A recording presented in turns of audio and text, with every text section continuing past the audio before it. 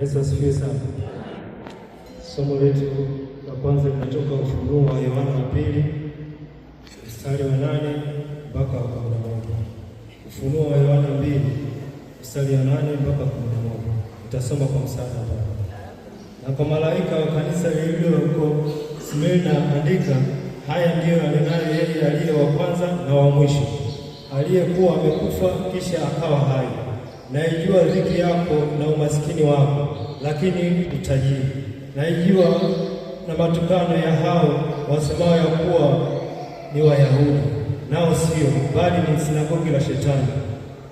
Usiogope mambo yatakayokupata. Tazama, huyo Ibilisi atawatupa baadhi ya wenu gerezani ili mjaribiwe, nanyi mtakuwa na dhiki siku 10. Uwe mwaminifu hata kufa, nami nitakupa taji la uzima. 11. Yeye aliye na sikio na asikie neno hili ambalo Roho ayaambia kanisa. Yeye ashindaye atapatikana na madhara ya umauti wa pili.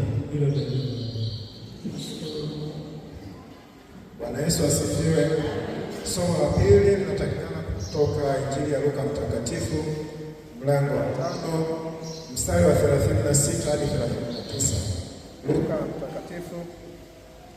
Luka Mtakatifu mlango wa 5 mstari wa 36 hadi ule wa 39. Tutawatangulia kusoma. Akawaambia na mithali, hakuna atakaye kiraka cha vazi jipya kukitia katika vazi kuukuu, na kama akitia, amelikata lile jipya, na kile kiraka cha vazi jipya hakilingani na lile vazi kuukuu. Wala hakuna mtu atiaye divai katika viriba kuukuu,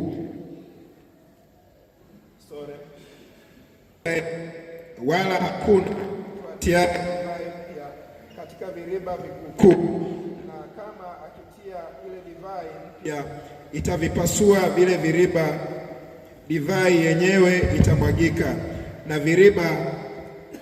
Ninarudia ule mstari wa wala hakuna mtu atiaye divai mpya katika viriba vikukuu, na kama akitia ile divai mpya, itavipasua vile viriba, divai yenyewe itamwagika na viriba vitaharibika.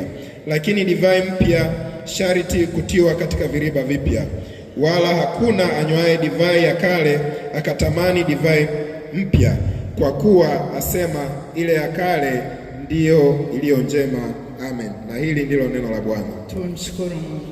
Neno la Mungu ni taa na mwanga wa njia zetu, litumulike popote tutakapopita, na tuimbe haleluya. Haleluya.